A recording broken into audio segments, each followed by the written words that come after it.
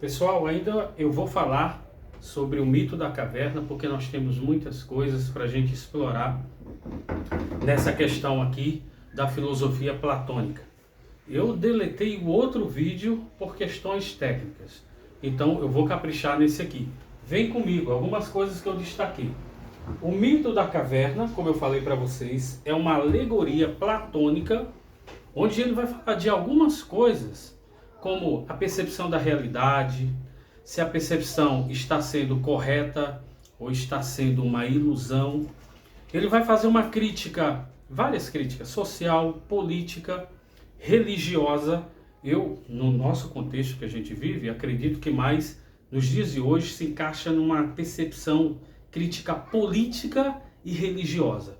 Porque essas duas correntes parecem prestar um desserviço à humanidade. Como cristão, eu vos afirmo com toda certeza que onde mais abunda a religião, ainda que seja cristã, torna-se mais impenetrável a verdade do Evangelho. Jesus fica deslocado. Mas aí é um vídeo para uma outra situação, vai ser um outro tema, né? Mas vamos lá. Então, no mito da caverna eu destaquei aqui: verdade subterrânea. Por que tem verdade subterrânea? Porque a realidade daquelas pessoas estavam condensadas geograficamente ao mundo subterrâneo. Mas essa minha fala vai seguir o rigor do mito da caverna, que tem uma pegada mais simbólica. Portanto, vai ser uma fala conotativa. Toda fala ou texto conotativo, ele vai ser um texto simbólico.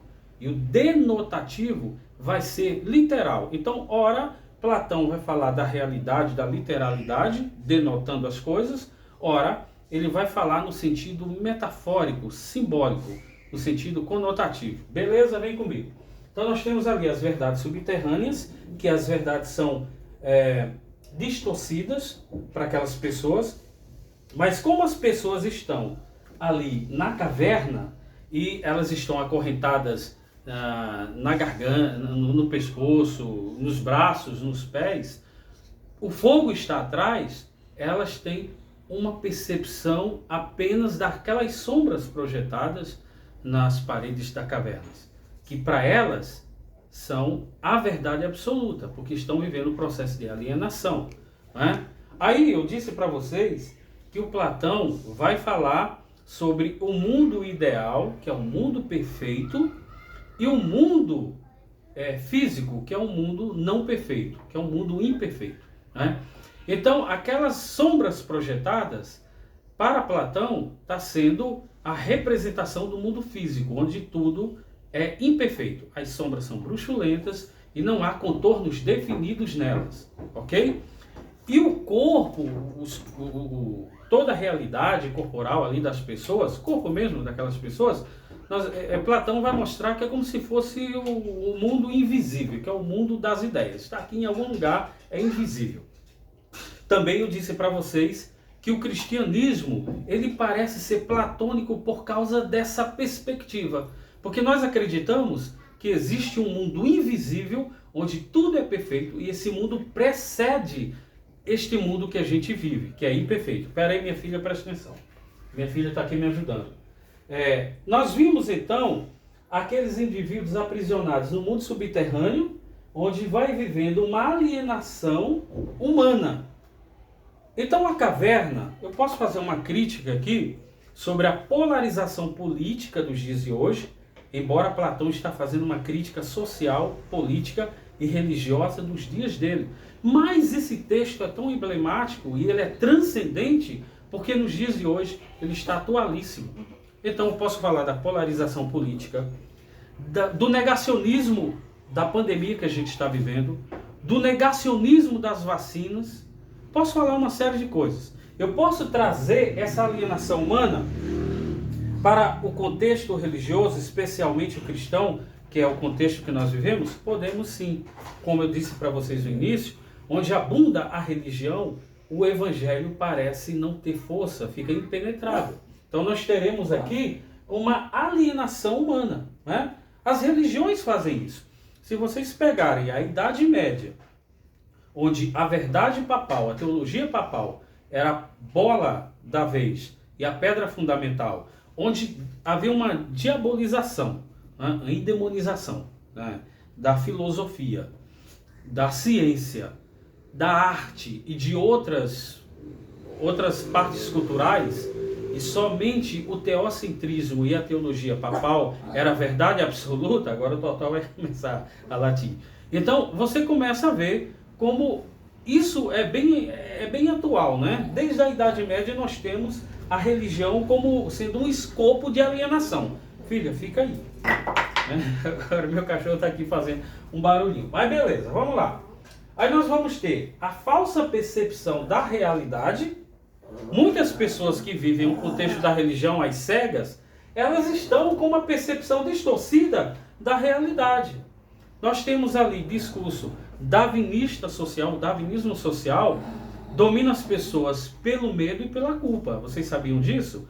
Então nós temos isso também nas religiões. Então vale essa crítica aí para as religiões, especialmente a que eu sou, né? A religião cristã, infelizmente. O que mais? As correntes que aprisionavam as pessoas são as verdades subvertidas, transmitidas dialogicamente, dos estudos diálogos, né, que eu estou falando, dialogicamente, pelos anciãos que estão ali aprisionando aquelas pessoas.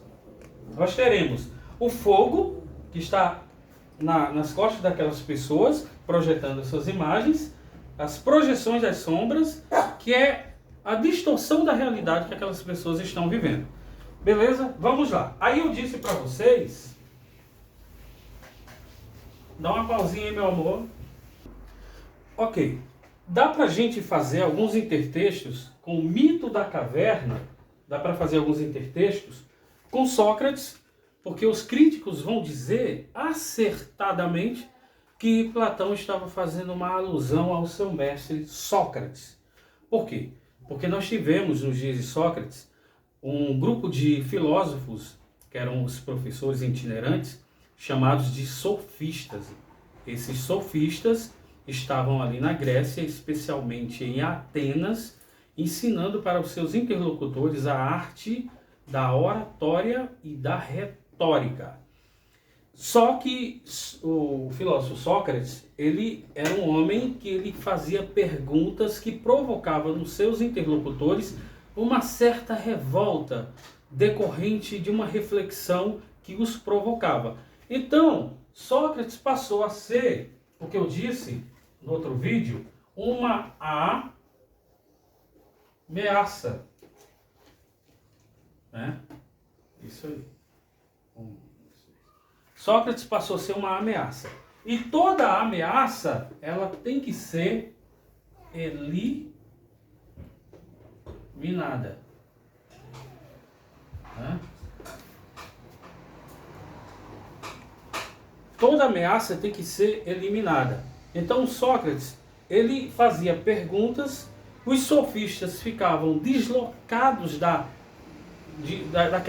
naquela situação de conforto que eles estavam, e agora encontrou uma pessoa que fazia provocações diretamente para eles. Então era uma ameaça, Sócrates tinha que ser eliminado, ele sofreu um processo, esse processo ele teve um desfecho muito trágico para Sócrates, ele foi condenado e consequentemente morto. Dá para fazer intertexto com o Prometeu? Dá. O Prometeu é aquele indivíduo da mitologia, que é um deus, né? Ele percebe que os deuses estão se divertindo com a alienação dos seres humanos, ele vai no Olimpo, coloca aí. Então dá pra gente fazer intertexto com o Prometeu indignado com a situação dos seres humanos, que são objetos de brincadeira, de marionete dos deuses, e ele vai no Olimpo, pega o fogo do conhecimento e dá aos seres humanos, e então eles se libertam daquela alienação, começa a questionar tudo, especialmente as divindades. Então Zeus percebe o feito do Prometeu e o acorrenta. Por isso que você vai encontrar como o Prometeu acorrentado. Ele sofre um castigo que o Zeus coloca para que ele seja acorrentado, durante a noite uma ave comia o seu fígado e durante o dia o seu fígado se regenerava para que o suplício continuasse à noite. Isso para sempre, por toda a eternidade. Então Hércules depois vai lá e liberta o Prometeu, mas aí é um assunto para um outro vídeo, né? Dá para fazer um intertexto com Adão, Eva e a serpente? Dá. Mas olha que irônico. Agora eu vou falar não como cristão. Vou falar como um ser que está lendo e fazendo crítica a partir de uma perspectiva filosófica, né? A serpente, que é tida no cristianismo e no judaísmo como uma figura maligna que vai dar aos seres humanos, que abre a porta do pecado para os seres humanos, nós vamos ter neste momento a serpente como sendo a portadora da verdade. Olha que irônico. Por quê? Porque ela vai provocar a mulher para que coma do fruto do conhecimento. Eu disse do conhecimento. Nós estamos falando de alienação e de conhecimento. Então veja, Deus diz para não comer do fruto da árvore do conhecimento do bem e do mal. Não obstante, a serpente vai lá e convence Eva a comer desse fruto. Eva dá para o seu esposo, os olhos dele são abertos. Olha que intertexto interessante. E então eles passam a conhecer o bem e o mal, né? Consequentemente, eles sofrem uma pena. E vocês que conhecem o Pentateuco, Gênesis, vocês sabem do que eu estou falando. Dá para fazer intertexto com a caixa de Pandora? Dá para fazer intertexto com a caixa de Pandora? Dá. O mito da caverna é tão abrangente que dá para você fazer intertexto com figura histórica, figura mitológica e por último uma figura histórica, que é Jesus de Nazaré. Mas vamos falar primeiro da caixa de Pandora, que vocês conhecem a narrativa mítica, que ela pega a caixa, recebe dos deuses, melhor de Zeus, a incumbência de não abrir a caixa sob hipótese alguma, mas ela, curiosa, eu acho que é até uma ironia, porque é uma figura feminina, abre a caixa, sai tudo que vai afligir a humanidade, doença, peste, etc e tal, e ela vê uma figura muito bonita, angelical subindo, então fecha a caixa. Então ela prendeu a esperança. Então dá para fazer o mito da caverna, um intertexto com a caixa de Pandora, que traz tudo para o mundo, inclusive conhecimento, né? Dá para fazer intertexto com Jesus? Dá, porque em João 8,32, conhecereis a verdade, e a verdade vos libertará. A gente está falando de correntes que aprisionam as pessoas. E a verdade é o único meio pelo qual as pessoas serão libertadas. O Brasil só vai ser livre de verdade quando a gente fizer as pazes com os livros. Enquanto você não fizer as pazes com os livros aqui no Brasil, não vai dar para a gente se libertar. Entendeu? Então o mito da caverna vai tratar de uma crítica sobre alienação, que é a falta do conhecimento, do espírito crítico, vai fazer uma crítica social, religiosa e política, e nós temos aqui essa pegada platônica que transcende os tempos e até hoje é atualíssima.